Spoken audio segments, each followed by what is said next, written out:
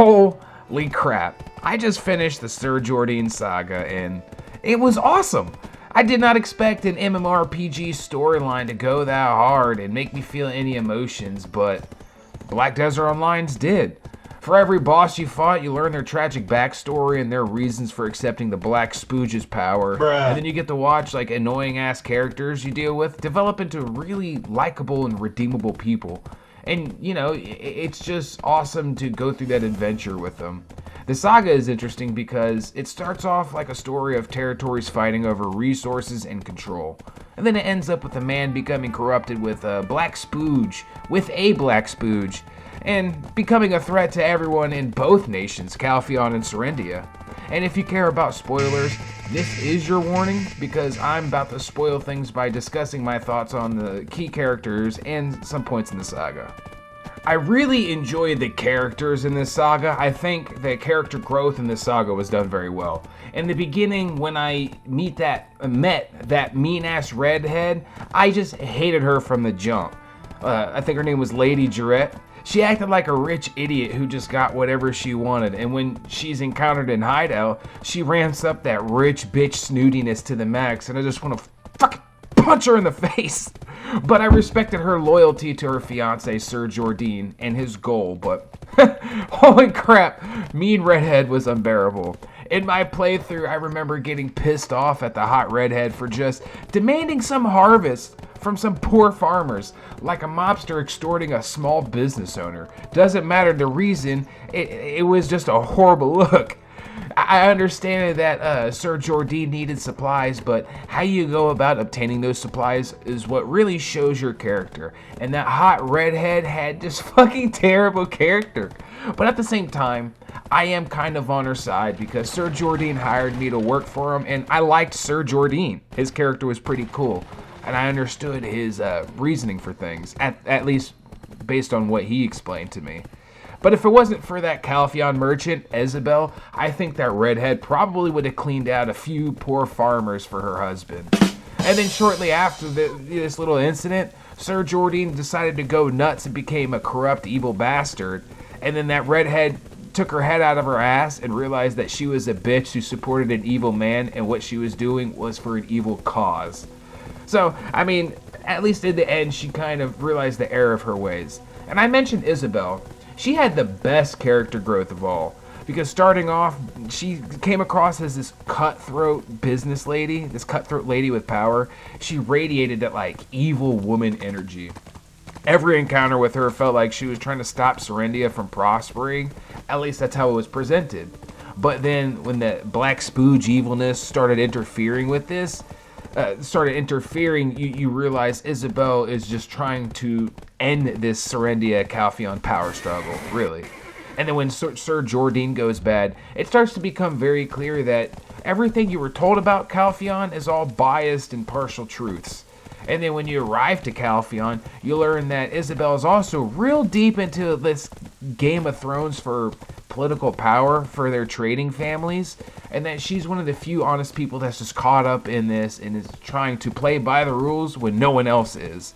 And I really like could just connect to that. I thought it was pretty cool. And that I really thought it was cool that her drive was also to not keep Serendia down or to not prosper, but to make relations good between Serendia and Calpheon and actually improve both nations for the people. Really. I really respected that. Like, she goes from seeming like an evil businesswoman to an actual honest woman who will risk her freedom for a better world. And I'll talk about like how she risked her freedoms, but not right now. She had really, really good development. Not every character that went through growth had redemption. Some of that growth was pretty bad. But that's what I really liked about this saga. I really liked about Black Desert Online storytelling. Obviously, there's going to be a bad guy in these types of stories, but Sir Jordine's transformation to being the bad guy was done really nicely, I thought. Like, I just liked how it connected to a lot of things and explained the situation in the world and kind of like told you, this is the cause behind everything. This is why things are the way they are. Like, Sir Jordine wasn't an evil person from the start. Like, you'll learn that he survived Calpheon's invasion in the beginning and how he wants to bring Serendia back, like, to the nation it once was before Calpheon and Serendia war. And as things go on, he becomes more desperate and vulnerable to outside influence. He becomes real desperate to help Serendia, to the point where he gets lost in his own hate and tempted by the black spooge monster. And as things go on, he becomes more vulnerable and then becomes eventually corrupted by the black spooge monster. And that's when the evil transformation happens, and he becomes like a vessel for some evil demon, and the evilness inside of him just drops that whole Serendia Rise Up mission, and now friggin' Sir Jordine is just on a thirst for power and control. And I really thought it was a great transformation, and it tied everything in and explained everything. I really appreciated that. Then there's other characters you encounter, or I encounter too, like Alrundi. Like, Sir Jordine tells you that Alrundi is just a rebel raising an army to stop Serendia, and to just make things harder for everybody. And then when you encounter Alrundi, you see that he's corrupted with this black spooge monster. So you're like, oh, okay, Alrundi's an asshole. But instead of killing Alrundi, you defeat him, and then Isabel kind of shows you hey, he's not totally corrupt, and there is more to the situation going on here.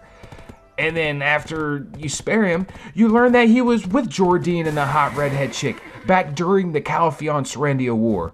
And that you find out that he is in love with the redhead, but Sir Jordine snaked his ass for the clout and the girl.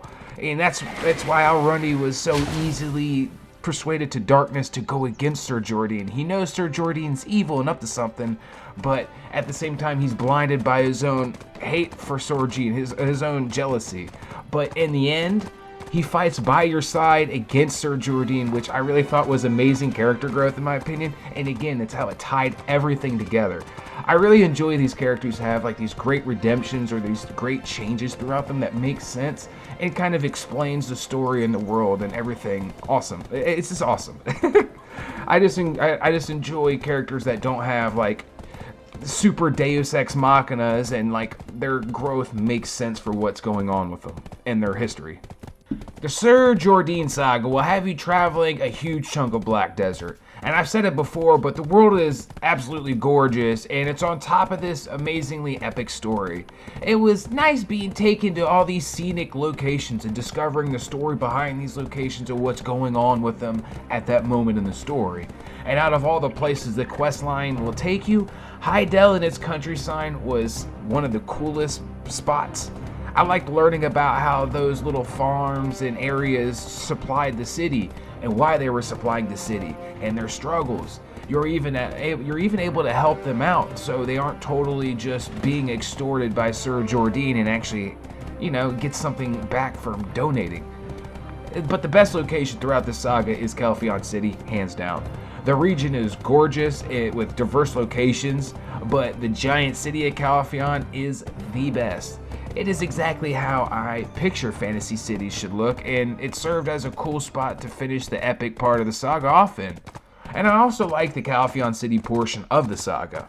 The story being all about Sir Jordine being corrupted with black spooge and needing to warn people of the incoming danger of Sir Jordine, only for Isabel to be arrested and accused of helping Sir Jordine rise up against Calpheon. It was a huge twist and just a crazy moment. That whole political angle on top of the whole saga, everything fascinated me, and I enjoy stuff like that in RPGs. The little political aspects that's tied into everything. It made everything seem much more important and severe, and your help actually mattered. And if I hadn't said it enough, I really enjoyed the Sir Jordine Saga, the Black Desert Online story. I mean, I could go on and on, but I really won't drag this out any further. What are your thoughts about the Sir Jordine Saga? Do you have any moments or characters you guys liked? Because I personally had a lot, obviously. Now that I'm through that giant portion of the game, I can take a little breath. I'm level 50 now, and I mentioned before in other videos that I wanted to PvP. So now that I'm able to, I can focus on doing some PvP videos. But I really did enjoy the story and hope to encounter more like this, because I liked talking about the world of Black Desert and what's going on in it. I really enjoyed it, and I hope there's more to talk about. But thanks for listening to me discuss the game, and if you want to see more Black Desert videos, feel free to subscribe because more's on the way. I'm your Star Boy. Peace.